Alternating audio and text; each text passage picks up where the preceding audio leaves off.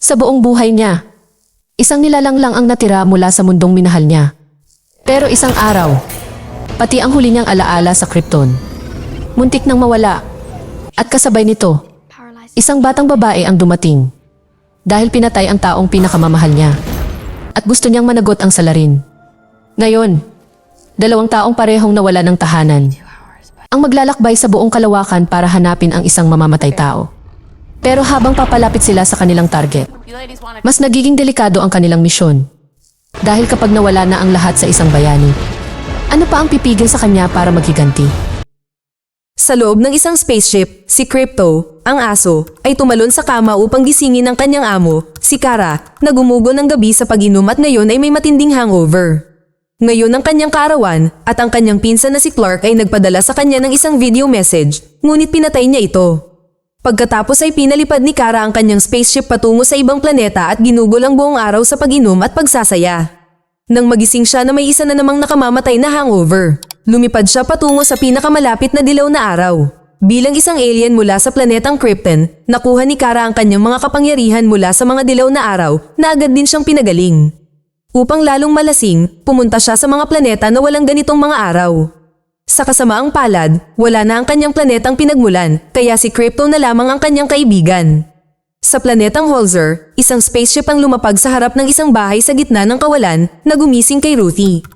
Ipinaliwanag ng kanyang ama na ang mga lalaking ito ay mga tulisan na gustong kunin ang mga armas na ginawa niya mula sa pinakamatibay na bakal. Lumabas si Ruthie mula sa kanyang kwarto upang tignan ang nangyayari, ngunit ang kanyang kapatid ay nakasuot ng headphone at walang marinig.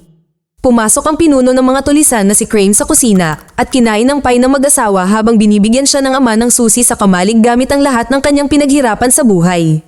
Hiniling ng ina kay Crane na kunin ang mga armas at umalis. Ngunit nais ni Crane na gabayan siya nito patungo sa kamalig. Sa sandaling iyon, tumalon palabas ng kanyang silid ang kapatid ni Ruthie upang pagtripan ito, kaya gumanti si Crane sa pamamagitan ng paghagis ng kanyang palakol na agad na ikinamatay ng bata. Ang galit na ina ay kumuha ng kutsilyo at sinubukang umatake, ngunit madaling itinulak siya ni Crane at pinatumba siya. Pagkatapos ay pinindot ng ama ang emergency button na nagpadala ng isang drone na nagpasabog sa spaceship ng mga tulisan. Sa kasamaang palad, tumama rin ang pagsabog sa bahay at sinunog ito. Sinubukan din ng ama na atakihin si Crane, ngunit mabilis siyang napatay at umalis ang mga tulisan. Kinaumagahan, inilibing ni Ruthie ang kanyang pamilya at umalis dala ang espada ng kanyang ama. Maya-maya, umiinom si Kara sa isang bar nang biglang pumasok si Ruthie, hinihingi ang atensyon ng lahat. Gusto niyang maghiganti kay Crane at nangakong babayaran ng sinumang tutulong sa kanya gamit ang espada ng kanyang ama. Walang spaceship ang mga tulisan, kaya naroon pa rin sila sa lugar. Hindi pinansin ng mga tao si Ruthie hanggang sa banggitin niya ang pangalan ng kanyang ama na nagpaisip sa kanila na mahalaga ang espada. Sinabi sa kanya ng isang alien na hindi matatalo ng isang batang babae si Crane, ngunit biglang kinuha ng isang malaking halimaw ang espada mula sa kanya, umungol sa kanya bago umalis. Nang subukang sundan siya ni Ruthie, pinigilan siya ng unang lalaki. Pagkatapos uminom muli, sinampal ni Kara ang lalaki at sinundan ng halimaw palabas. Hiniling niya rito na ibalik ang espada o kahit man lang gawin ang trabaho para makuha ito, ngunit wala itong pakialam. Tumalon si Kara sa kanyang sasakyan at sinipa ang halimaw bago kinuha ang espada para lamang mapatumba ng alien. Natawa siya nang mapansin niyang dumudugo siya dahil bihira itong mangyari. Umatake ang halimaw gamit ang kanyang mace. At nahihirapan si Kara na lumaban dahil lasing siya. Kahit na ilang beses siyang tinamaan ng espada, patuloy siyang pinabagsak ng kanyang kaaway. Gusto sanang tumulong ni Ruthie, ngunit hindi siya pinayagan ng unang lalaki kaya kinagat ni Crypto ang braso nito. Pagkatapos ay tumakbo siya palabas at kinagat ang halimaw sa singit. Nang humarap ang alien sa aso, pinatumba ito ni Kara gamit ang sarili niyang mace.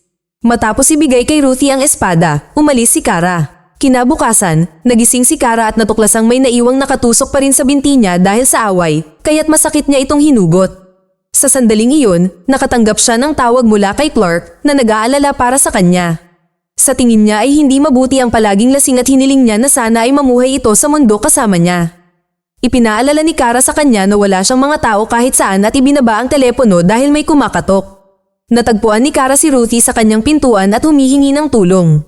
Hindi niya ito pinansin at sinubukang umalis, ngunit patuloy pa rin siyang sinundan ni Ruthie. Habang nagtatalo ang mga babae sa isang bukid, natagpuan ng mga tulisan ng spaceship ni Kara at pumasok upang nakawin ito. Isang umuungol na Crypto ang nagsimulang tumakbo patungo sa kanila, ngunit binaril siya ni Crane gamit ang isang lason upang matumba siya. Pagkatapos umalis ang mga tulisan sakay ng spaceship, dinala ni Kara si Crypto sa isang manggagamot at si Ruthie ang nagsilbing tagasalin. Dahan-dahang pinaparalisan ng lason na ito ang katawan hanggang sa mapigilan nito ang puso at hindi makagalaw si Crypto dahil mapapabilis nito ang epekto. Tanging ang mga tulisan lamang ang may panlunas na ginagamit nila bilang taktika sa pagtatanong. Nagpapalit sila ng tulong para sa pera o impormasyon. May 3 araw na natitira kay Crypto, kaya hinalikan ni Kara ang kanyang ulo at nangakong babalik na may dalang panlunas. Nang umalis si Kara, sinundan siya ni Ruthie at sinabing maaari silang magtulungan. Gayunpaman, inakala ni Kara na makakasagabal lamang si Ruthie at sinabihan siyang manatili kasama si Crypto. Pagkatapos ay umupo siya sa hintuan ng boss at nagtakda ng timer para sa 3 araw habang iniisip ang kanilang unang pagkikita. Naglalakad si Kara sa pila ng isang libing nang tumakbo palapit sa kanya ang tuta na si Crypto, kaya binuhat niya ito upang maiwasan ang kaguluhan. Umalis ang boss kasama si Kara at isang grupo ng mga kakaibang alien, ngunit natuklasan niya na sakay din si Ruthie, nakikipagtalo sa isa pang pasahero. Ang kawawang babae ay naupo sa sahig na may paa ng alien sa kanyang ulo. Sinigawan ni Kara ang nilalang sa sarili nitong wika hanggang sa bumalik ito sa kanyang upuan at ipinaliwanag kay Ruthie na ang pag-iwan ng bag sa kanyang mga paa ay isang insulto sa kanyang lahi. Bigla, ang boss ay tinamaan ng laser beam mula sa isa pang spaceship at ang mga drone ay lumapag sa bubong nito. Pagkatapos, may ilang raider na nag-teleport sa loob ng boss para silang mga pirata na naghahanap ng teknolohiyang nanakawin. Isang maliit na robot ang nag-scan sa mga pasahero para maghanap ng anumang mahalagang bagay at kinuha ito ng mga raider mula sa kanila.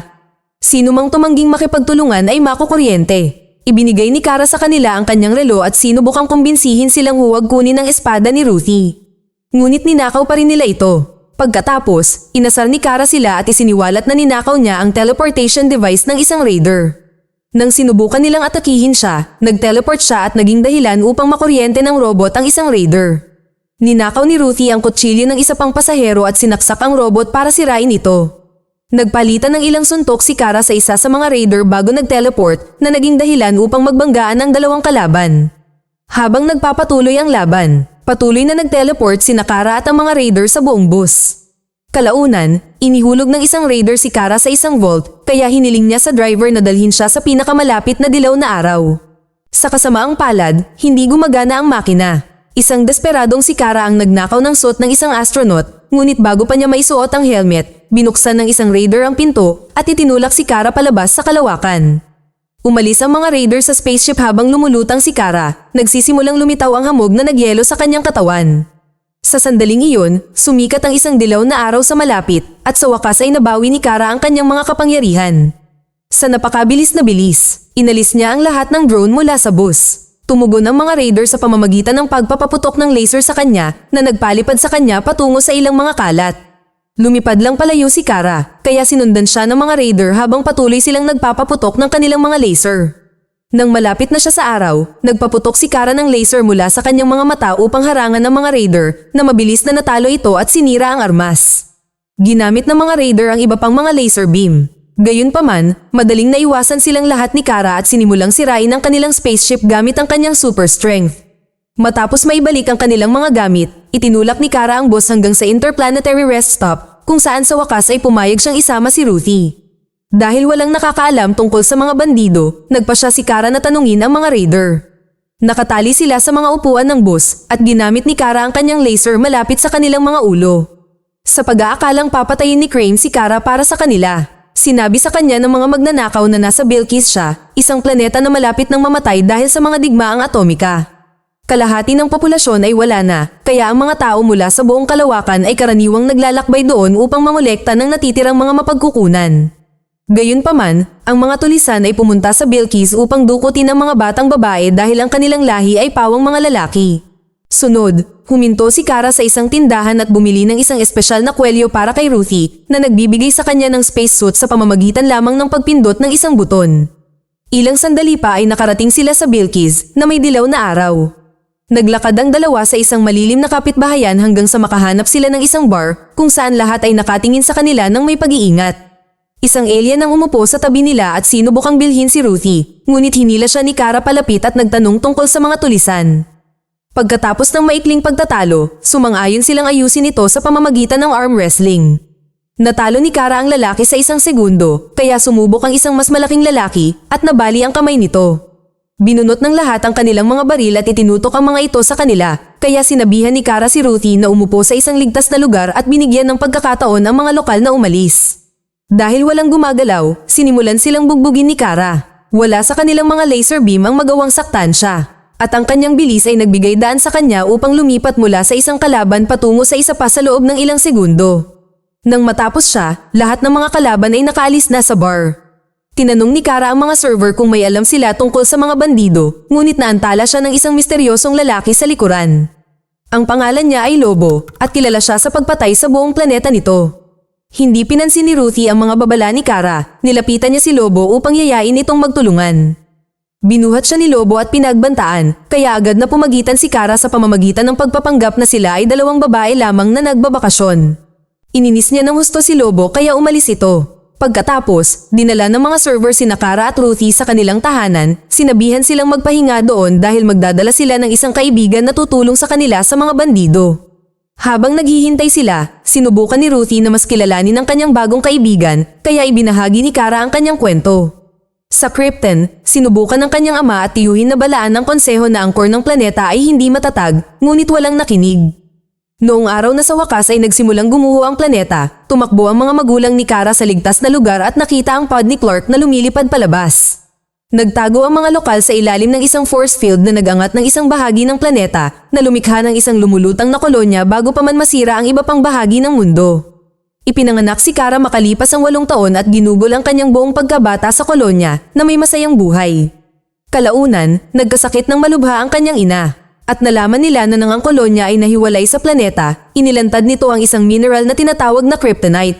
Nilason nito ang lupa at nagdudulot ng sakit sa maraming tao. Dahil hindi sila makahanap ng lunas, ang may sakit na ama ni Kara ay gumawa ng pod na katulad ng kay Clark at hiniling sa kanya na umalis patungong daigdig. Ayaw ni Kara na iwanan ang kanyang tahanan, ngunit hinikayat siya ng kanyang ama na magpatuloy sa pamumuhay. Nang mamatay ang kanyang ina, inorganisa ni Kara at ng kanyang ama ang libing. At doon niya nakilala si Crypto. Pagkatapos ay ibinigay sa kanya ng kanyang ama ang kanyang relo at ipinadala ang pod kasama si Kara at ang aso. Sa kasalukuyan, sinabi ni Kara kay Ruthie na ang kalungkutan ay papatay sa'yo, maaaring makaganti siya, ngunit hindi yun magbabalik ng nawala sa kanya. Pagkatapos, bumaba si Kara upang humingi ng update at binigyan siya ng mag-asawa ng inumin. Sinabi nila sa kanya na kinuha ng mga tulisan ang kanilang anak na si Sarna at napansin ni Kara ang kanyang larawan nang magsimula siyang mahilo. Lumalabas na binigyan siya ng mag-asawa ng lason na galing sa mga tulisan, umaasang maipagpalit nila siya sa kanilang anak. Hindi pa paralisado si Kara, salamat sa kanyang mga kapangyarihan, at nagmadali sa refrigerator upang kumuha ng gatas na dapat sana ay protektahan siya mula sa lason. Bigla, isang sasakyan ang bumangga sa bahay at lumabas si Crane. Patuloy na umiinom ng gatas si Kara habang nagmamadali siyang magtago sa banyo at sinubukang pilitin ang kanyang katawan na isuka ang lason. Kaunti lamang ang nagawa niyang mailabas bago siya iuntog ni Crane sa pader. Matapos mapansin ang antidote sa kanyang baluti, sinubukan ni Kara na i-headbutt siya, ngunit nasaktan siya sa kanyang mga hikaw sa mukha.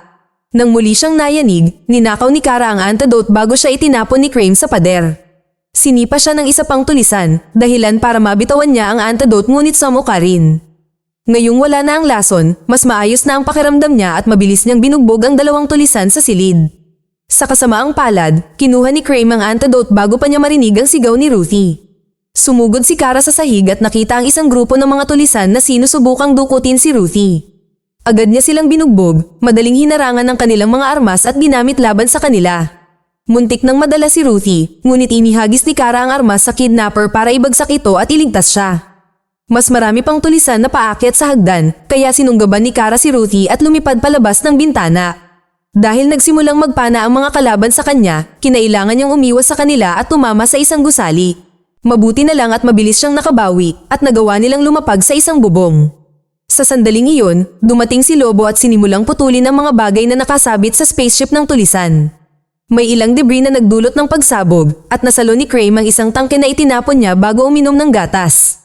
Nahulog din ang pod na may mga dinukot na batang babae at sinamantala nila ang pagkakataong tumakbo.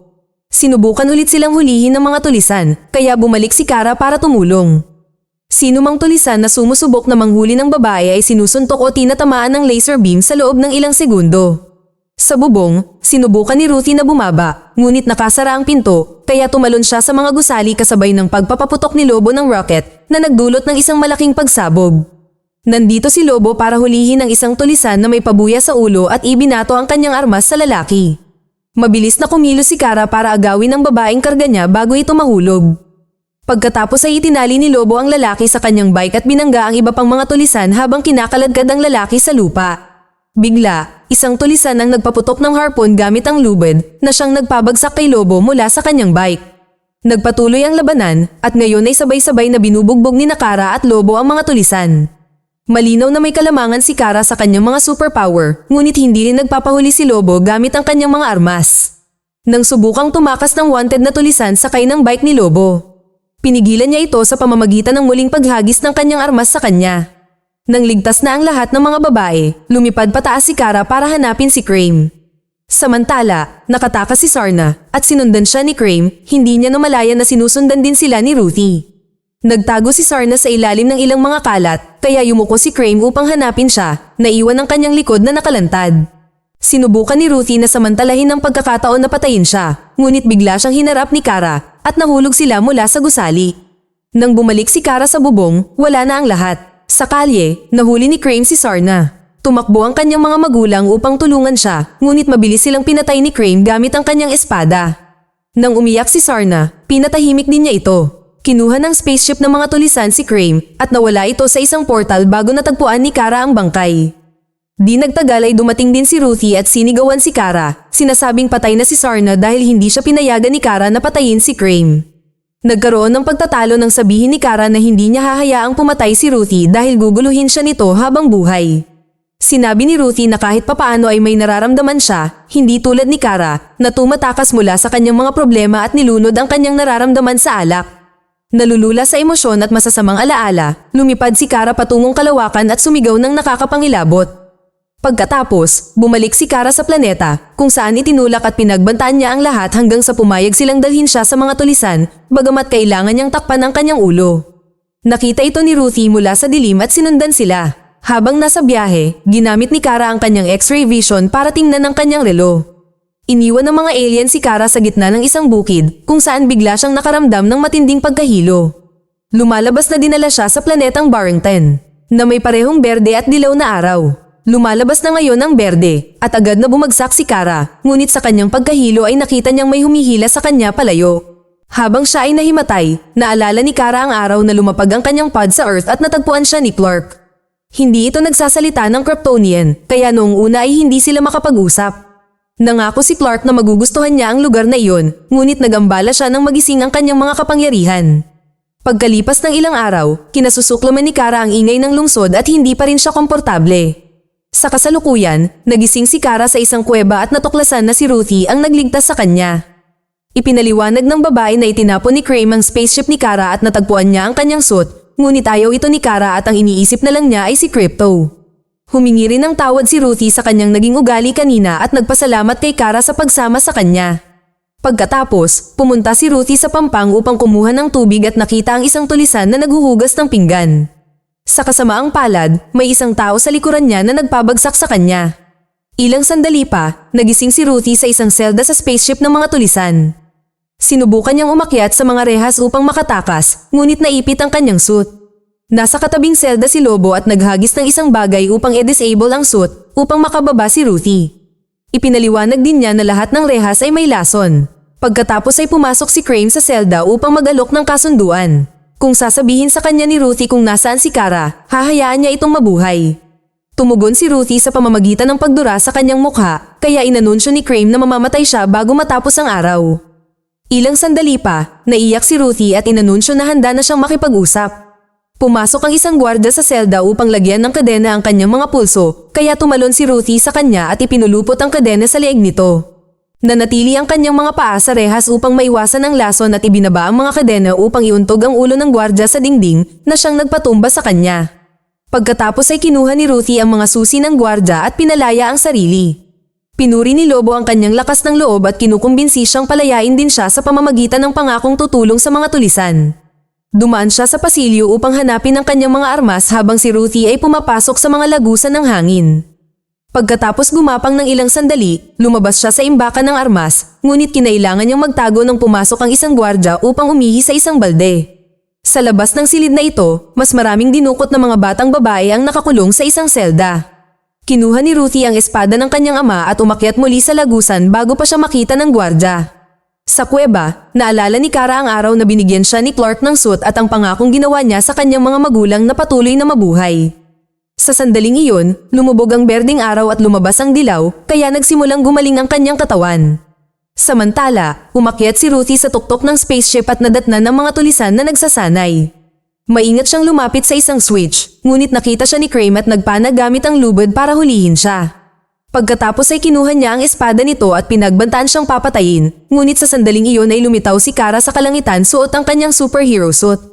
Pinatamaan niya ang kamay ni Crane gamit ang kanyang mga laser para disarmahan ito. At nabawi ni Ruthie ang kanyang espada na kanyang inihampas para tamaan ng switch. Nahulog nito ang isang pod at ang lubad ay humila kay Ruthie pababa.